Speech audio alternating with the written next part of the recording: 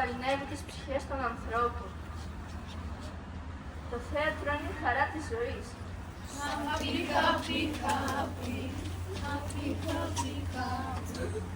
Το θέατρο είναι η γλώσσα του σώματος και της ψυχής.